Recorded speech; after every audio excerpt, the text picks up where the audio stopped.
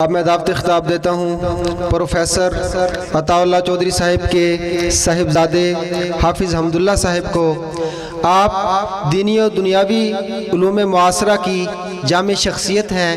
International Islamic university اسلام آباد سے آپ نے ایم.فل اصول حدیث کیا، پنجاب یونیورسٹی لاہور سے MBA کیا، رفا یونیورسٹی اور IBA یونیورسٹی میں لیکچرر رہے، ڈیرہ غازی خان میں بطور اسسٹنٹ کمشنر خدمات سر انجام دی۔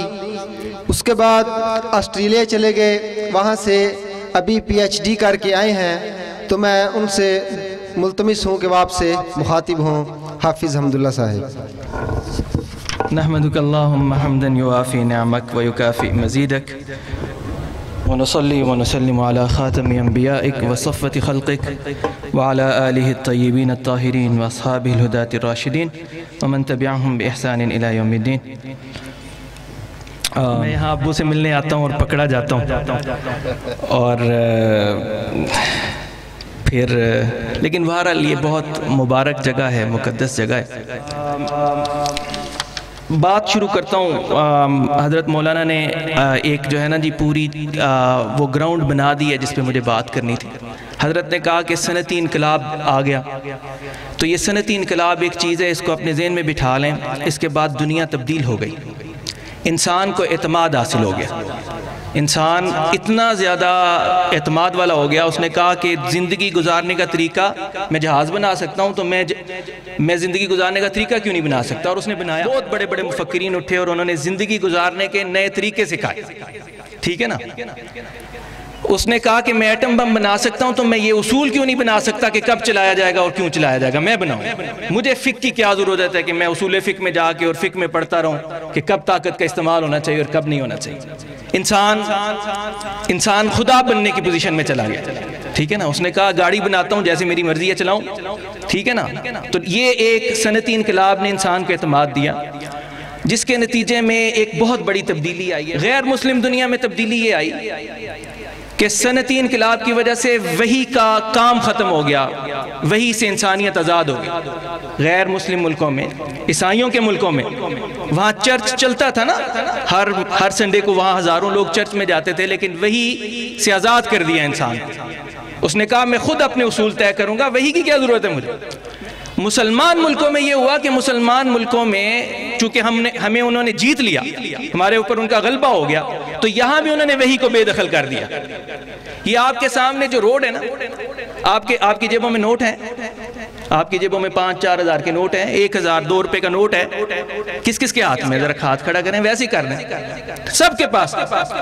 ان نوٹوں کے اندر جو ویلیو ہے نا، یہ کامن لاء نے بھری ہے، فقہ اسلامی نے نہیں بھری، ٹھیک ہے، بے دخل کر دیا۔ انسان کو پتہ نہیں چلتا۔ آپ کے سامنے یہ جو روڈ بنے نا، اس کی پیمائش کامن لاء نے کی ہے، فقہ اسلامی نے نہیں کی۔ تو لہذا فقہ کو انہوں نے، یعنی وحی کو انہوں نے بے دخل کر دیا، اپنے ملکوں سے بھی کیا اور یہاں سے بھی کر دیا۔ اور یہاں پہ ایک اور مسئلہ بھی کھڑا ہوا کہ مسلمانوں کی فکری قیادت ختم ہو گئی، فکری سیادت ختم ہو گئی۔ اس سے پہلے مسلمان جو ہے نا، وہ کافروں کی ٹکر پہ کہتے تھے تمہارا یہ فلسفہ ہے تو ہمارا یہ ہے، تمہارا یہ ہے تو ہمارا یہ ہے، بلکہ کافر تو پیش ہی نہیں کرتے۔ یہ سارے عیسائی ہمارے مدرسوں میں آ کے پڑھتے تھے اور ہم سے سیکھ کے جاتے تھے کہ فلسفہ کیا ہے۔ مسلمان لوگ آپس میں ایک دوسرے سے بحث و تکرار کرتے تھے، علمی ڈائیلاگ کرتے تھے، ایکیڈیمک ڈائیلاگ کرتے تھے۔ یعنی شاہ ولی اللہ نے کتاب لکھی ہے شیعوں کے رد میں، شیعہ کوئی لکھتا تھا سنیوں کے رد میں، ایک دوسرے کے خلاف لکھتے تھے، ڈائیلاگ ایک دوسرے کے ساتھ ہوتا تھا۔ یہ کسی کی شمار کتار میں نہیں آتے تھے یہ جو کافر لوگ تھے یا عیسائی لوگ تھے۔ لیکن اب کیا ہوا کہ اب کافروں نے کہا کہ تمہاری فکر بھی گئی بھاڑ میں، ہم آ گئے یہاں پہ، ہم نے ترقی کر لی ہے، مشین ہمارے پاس ہے۔ انہوں نے بے دخل وہاں سے بھی وحی کو کیا، انہوں نے یہاں سے بھی بے دخل کیا وحی کو۔ یہ انسان کی زندگی سے جب وحی بے دخل ہو جائے نا، تو انسان محمد عبداللہ ہونے کے باوجود کافر ہو جاتا ہے، ٹھیک ہے نا۔ یہ وحی کی بنیادی حیثیت کو آپ سمجھ لیں۔ اس صنعتی انقلاب کے نتیجے میں جو پریشانی پیدا ہو گئی، پریشانی کیا ہوئی؟ وحی غیر متعلق ہو گئی۔ اس حوالے سے آپ اردو والے خوش نصیب ہیں، اپنے بچوں کو اردو سکھایا کریں، آپ خوش نصیب ہیں کہ جن لوگوں نے یہ سوچا کہ صنعتی انقلاب کے بعد وہی بے دخل ہو گئی ہے تو وہی کی سیادت دوبارہ قائم کی جائے، ان میں پہلا اقبال تھا اور وہ اردو میں سوچ رہا تھا، اور دوسرا سید مودودی تھے، وہ اردو میں لکھ رہے تھے۔ کیوں بد نصیبی ہے کہ انگریزی میڈیم میں جاتے ہو؟ لیکن میں تم لوگوں کو سمجھانا چاہتا ہوں کہ اپنے ہیروں کو نہیں سمجھتے اور ادھر ادھر جاتے ہو انگریزوں کے پیچھے۔ دنیا میں صنعتی انقلاب کے بعد جو کچھ اسلام سمجھا گیا ہے وہ یا مودودی نے آپ کو بتانا ہے یا آپ کو اس نے علامہ اقبال نے بتانا ہے۔ کیا انگریزی پڑھ کے آپ کر لیں گے؟ میں اس کے خلاف نہیں ہوں، اگر آپ میں قوت ہو تو پڑھ لیجئے۔ اس لیے اردو کا احترام کیجئے، اردو سیکھیے، میری زبان نہیں ہے، میں پنجابی بولتا ہوں، لہذا میرے عزیزو یہ اس میں کوئی قومی تعصب بھی نہیں ہے، یہ حقیقت ہے کہ اسلام کو اگر کسی نے صنعتی انقلاب کے بعد اسلام کے چیلنجز کو سمجھنا ہے تو وہ اردو میں سمجھا گیا ہے، اردو میں لکھا گیا ہے۔ اچھا، اس میں ایک اور مسئلہ کھڑا ہو جاتا ہے کہ وحی کی قیادت اور سیادت، اس کو سائنس کے سامنے کھڑا کرنے کا مسئلہ کیوں کھڑا ہوتا ہے، یہ میں آپ کو سمجھا دیتا ہوں، آج سمجھ لیں اچھی طرح۔ دنیا میں جو سارا علم ہوتا ہے نا، اس کے کچھ درجے ہوتے ہیں، اس میں دو طرح کی چیزیں ہوتی ہیں، ایک observable ہوتا ہے، آپ کسی چیز کو observe کر سکتے ہیں، یہ جو گاڑی بنتی ہے، انجینئرنگ ہوتی ہے، میڈیکل ہوتا ہے، میری آنکھ ڈاکٹر observe کرتا ہے، جو بھی observe کر لیا جائے گا اس میں عقل کو استعمال کریں۔ جس میں observe نہیں آپ کر سکتے نا، وہاں پہ وحی کا استعمال ہوگا، وحی رہنمائی کرے گی۔ مجھے اپنی ماں سے کیسے محبت کرنی ہے، مجھے اپنے باپ سے کیسے محبت کرنی ہے، اس کا احترام کیسے کرنا ہے، مجھے عادلانہ معیشت کیسے قائم کرنی ہے، یہ observable phenomenon نہیں ہے، لہذا اس میں خواہ آپ سائنس کو گھسا دیں گے۔ لہذا میرے عزیزو اس بات کو اچھی طرح سمجھنے کی کوشش کیجئے کہ کچھ چیزیں ہوتی ہیں مادہ، وہ انسان سے نیچے ہے، کوئی بھی مادی بات ہو اس کے لیے عقل استعمال کیجئے، اس کے لیے تجربہ کیجئے، اس کے لیے ایکسپیریمنٹیشن کیجئے، لیکن جو چیزیں observe نہیں ہو سکتی ان کا انیلسس نہیں ہو سکتا، اور جب انیلسس نہیں ہو سکتا تو اس کے نتائج نہیں نکل سکتے، وہاں پہ وحی پہ انحصار کیجئے۔ میں نے آپ کو ایک بات اور اس میں بتانی ہے کہ دیکھیے نا، آپ قرآن پڑھتے ہیں تو آپ نے کہا، انسان نے کہا میں نے موبائل فون بنانا ہے، اللہ تعالیٰ نے کہا عقل دی ہے جا بنا لے، میں نے جہاز بنانا ہے، عقل دی ہے جا بنا لے۔ انسان نے کہا نہیں میں نے فیملی بنانی ہے، اللہ نے کہا نہیں نبی بھیجوں گا بتائے گا کیسے نکاح کرنا ہے۔ انسان نے کہا میں اخلاق سیکھنا چاہتا ہوں، اللہ نے کہا نبی بھیجوں گا تمہیں بتائے گا اخلاق کیسے ہونے چاہیے، ٹھیک ہے نا۔ آپ نے کہا نہیں میں نے ایٹم بم بنانا ہے، کہا بنا لے، تجھے میں نے عقل دے دی ہے۔ لیکن جب بات آئی کہ نہیں بھئی کوئی چھوٹا سا مسئلہ کہ بھئی میں اپنے بچوں کے ساتھ کیسے رہوں، تو اللہ تعالیٰ نے کہا کہ نبی بھیجوں گا وہ تمہیں بتائے گا کہ تم کیسے رہو۔ تو یہ میں نے آپ کو چند مثالیں دے دی ہیں۔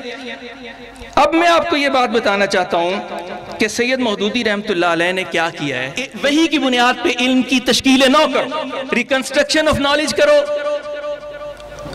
وحی کی روشنی میں، وحی کی رہنمائی میں۔ میں آپ کو ایک دو مثالیں دیتا ہوں آپ لوگوں کو۔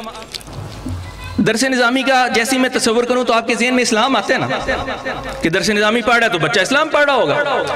یہ جو کالج میں آپ جا کے پڑھتے ہیں نا، آپ لوگوں کو اس کے ساتھ کوئی اور تصور آتا ہے؟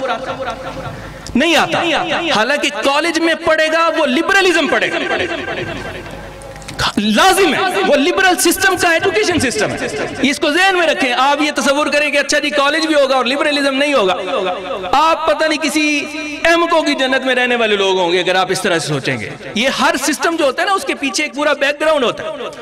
اچھا اب ہم جو کہنا چاہتے ہیں، ہم یہ کہنا چاہتے ہیں کہ سید مودودی رحمت اللہ علیہ نے کہا ہے کہ ہمیں 9 مضمون میں علماء چاہیے، ٹاپ کے علماء، ٹھیک ہے نا۔ یہ پچھلے دنوں میں ایک تفسیر پڑھتا تھا، مجھے اللہ تعالیٰ نے توفیق دی، میں نے 3 سال آسٹریلیا میں خطبہ جمعہ دی ہے، تو میں تفسیریں بہت ڈھونڈتا تھا، 10-12 تفسیریں پڑھ کے میں خطبہ دیتا تھا جمعہ کا۔ تو اس میں ایک انگریزی تفسیر میں نے ابھی ڈھونڈی ہے، وہ کافر ماہرین نے لکھی ہوئی ہے، کمال کی تفسیر لکھی ہے، ٹھیک ہے نا۔ لیکن میں آپ لوگوں سے صرف کہنا چاہتا ہوں، سید مودودی نے کہا کہ تفسیر، حدیث، فقہ، کلام اور تاریخ اسلام اور فلسفہ، معاشیات اور ایک اور ہے قانون، اس میں 9 مضمون ہیں یہ ٹوٹل، مجھے یاد ہوتے تھے جب میں پڑھا کرتا تھا۔ اس میں ہمیں ماہرین کی ضرورت ہے دنیا کے اندر فکر کے اوپر غلبہ پانے کے لیے، اور ان کا لیول کیا ہونا چاہیے، ان کا لیول میں آپ کو بتانا چاہتا ہوں۔ سید مودودی رحمت اللہ نے فرمایا کہ ان کی فراست کا سکہ دنیا کی علمی دنیا کے اوپر جو ہے نا وہ جم جائے، ان کی فراست کا سکہ، دنیا میں سب سے بڑا ماہر معیشت وہ ہوں، دنیا کے سب سے بڑے قانون کے اور فلسفہ قانون کے ماہرین وہ لوگ ہوں، تو یہ بات ضروری ہے۔ ایسا نہیں کہ بس یہاں سے پی ایچ ڈی کر لی اور یہاں سے ایم اے کر لیا اور ہم نے تسلی کر لی کہ ہم نے جناب حق ادا کر دیا ہے۔ اس کے لیے جگر سوزی ہوتی ہے، اس کے لیے دماغ سوزی ہوتی ہے، ان کی دماغی تربیت اتنے اعلیٰ درجے کی ہو کہ اپنے زمانے کی علمی دنیا پر ان کی فراست کا سکہ بیٹھ جائے، ٹھیک ہے نا جی۔ اور میں آپ کو ایک بڑے افسوس کے ساتھ بات بتاتا ہوں، اور حضرت مولانا اس کی تصدیق کریں گے، مغرب کی ایک یونیورسٹی ایک سال کے اندر جتنا علم پیدا کر دیتی ہے ریسرچ کا، پاکستان کی ساری یونیورسٹیاں مل کے 10 سال میں پیدا نہیں کرتی، ٹھیک ہے نا جی۔ تو لہذا بہت بڑا مقابلہ ہے جس کے اندر ہم لوگوں کو تیار کرنا چاہتے ہیں۔ اب میں آپ لوگوں کو ایک دو باتیں اور بھی کہہ دوں، وہ یہ ہے کہ کبھی آپ نے کوئی ڈاکٹر دیکھا ہے کہ وہ مریض سے کہے نہیں یہ سبز والا رنگ مجھے پسند ہے، یہ سبز والی مجھے دوائی دے دو، ہاں، یا یہ ریڈ رنگ مجھے پسند ہے مجھے دے دو؟ کسی ڈاکٹر کو ایسے کو دیکھا ہے کہ وہ مریض کی مرضی سے دوائی اسے دے رہا ہو، یا وہ خود اپنی طرف سے دوائی دیتا ہے؟ بتائیں نا جی، ڈاکٹر کون سا اچھا ہے، جو اپنی مرضی سے دوائی دیتا ہے یا مریض کو خوش کرنے کے لیے دوائی دیتا ہے؟ جو اپنے علم کی بنیاد پہ دیتا ہے۔ اچھا، اگر پورا ہیلتھ سسٹم ایسا ہو کہ جس میں یہ کہہ دیا گیا ہو کہ بھئی مریض کی مرضی سے آپ نے اس کو گولیاں دے دینی ہیں، ٹھیک ہے نا، تو آپ دیکھ لیں کہ وہاں پہ صحت کی صورتحال کیا ہوگی۔ یہی حال صحت میں نہیں ہوتا، کوئی ڈاکٹر ایسے نہیں کرتا، لیکن تعلیم میں یہ ضرور ہوتا ہے۔ بھئی اتنے سکول ہیں، پینٹوں کوٹوں میں لوگ پڑھنے جا رہے ہیں، تم کیوں کوئی اور چیز پڑھا رہے ہو؟ بھئی ہم ماہرین ہیں اس بات کے، ہمیں پتہ ہے لوگوں کے دینوں کا علاج کرنے کے لیے کیا پڑھانا چاہیے، ٹھیک ہے نا، ہم طبیب ہیں قوم کے، ہمیں پتہ ہے کہ قرآن و سنت پڑھانا چاہیے، ٹھیک ہے نا، لہذا ہم قرآن و سنت پڑھائیں گے۔ لہذا خام خواہ لوگوں کے پیچھے یہ بالکل ایسے ہی ہے کہ صراط مستقیم پہ چلنے میں مشکل آ رہی ہو تو صراط غیر مستقیم پہ گاڑی بگا دو، یہ لوگ ایسے ہی کر رہے ہیں۔ صراط مستقیم کا راستہ تھوڑا مشکل لگ رہا ہے، صراط غیر مستقیم پہ بگا دیا، چلو بھاگ تو رہیے۔ سارے ملینز لوگ جو ہے نا وہ سکولوں میں جا رہے ہیں، لہذا میرے بچے بھی جا رہے ہیں صبح صبح تیار ہو کے۔ لہذا میں آپ لوگوں سے کہنا چاہتا ہوں کہ ان باتوں کو آپ اس طرح سے سمجھ لیجئے، ہم مارکیٹ کے لیے لوگ تیار نہیں کر رہے، لوگ سسٹم میں فٹ ہونے کے لیے تیار کرتے ہیں۔ میں آپ کو کہنا چاہتا ہوں ہم مارکیٹ میں لوگوں کو فٹ کرنے کے لیے نہیں پڑھا رہے، ہم سسٹم کو اسلامائز کرنے کے لیے پڑھا رہے ہیں، اور اگر وہ اسلامائز نہ ہوا تو اس کو توڑ کے نیا بنانے کے لیے بنا رہے ہیں۔ اور دارالاسلام کو سمجھتے ہیں اچھا جی یہ سار میں گریڈ کی نوکری دلوائے۔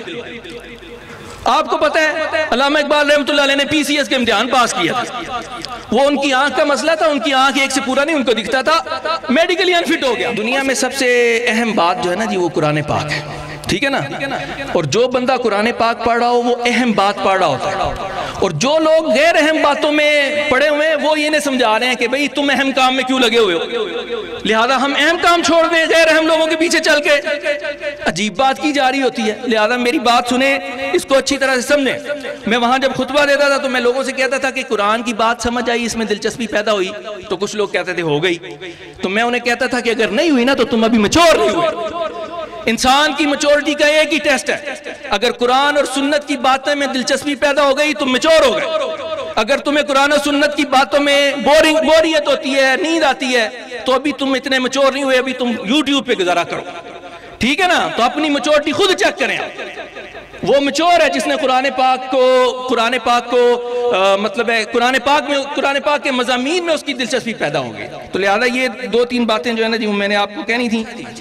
صنعتی انقلاب کے بعد جو مشکل ہمارے سامنے پیدا ہوئی ہے نا، اس کو ہم نے علمی طور پہ دو طرح سے حل کرنے کی کوشش کی ہے، ایک ہے علی گڑھ اور ایک ہے دیوبند، اس کو سمجھ لیں، ٹھیک ہے نا، ایک ہے مدرسہ اور ایک ہے یونیورسٹی۔ مدرسے والوں نے کہا کہ ہم اپنا قرآن اور سنت کو بچاتے جائیں گے، اس کو پڑھاتے جائیں گے، اور انہوں نے قرآن اور سنت کو پڑھایا، ان کو بھی چھوڑ دیتے ہیں۔ علی گڑھ والوں نے کیا کیا کہ یہ ہمارے اوپر تو مسلط ہو گئے، لیکن مغرب سے ہار گئے، ٹھیک ہے نا، یعنی اگر چاہیے یہ تھا کہ تم اتنی ترقی کر لو کہ تم ان کی علمی قیادت حاصل کر لو ان سے، لیکن ان سے یہ ہار گئے۔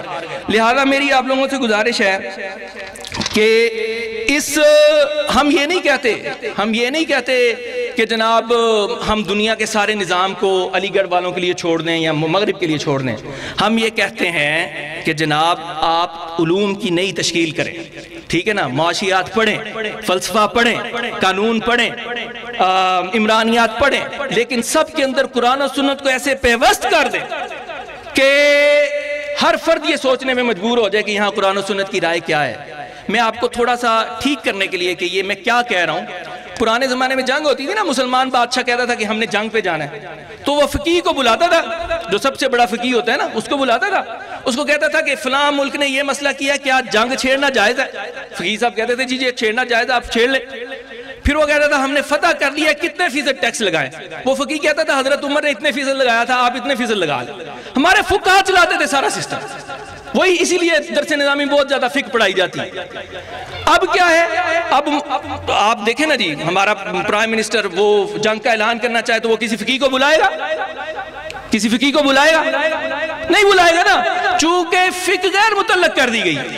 میرے عزیزو، دوبارہ قرآن و سنت کی روشنی میں دنیا کے ہر سوال کا جواب، بالخصوص وہ والا جو غیر مادی ہے، مادی میں تو ہم اپنی عقل سے چلاتے رہیں گے، ایٹم بم بناتے رہیں گے، غیر مادی میں ہر سوال قرآن و سنت پہ پیش کیا جائے گا، اور جو قرآن و سنت کے سامنے سچا ٹھہرے وہ علم قرار پائے گا، جو قرآن و سنت کی عدالت میں سچا قرار نہ پائے وہ جہالت قرار پائے گا۔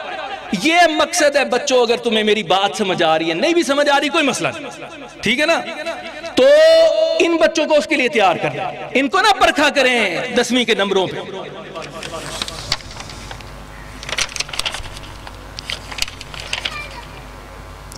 آخر میں آپ کو دوبارہ ختم کر دیتا ہوں، بچوں کے لیے ایک نصیحت ہے۔ بچوں، بڑے بندوں اور چھوٹے بندوں میں ایک ہی فرق ہوتا ہے، دنیاوی لحاظ سے بھی اور ہر لحاظ سے، کہ بڑے بندے کا تعلق ہوتا ہے لفظ اور معنی کے ساتھ، ٹھیک ہے نا جی۔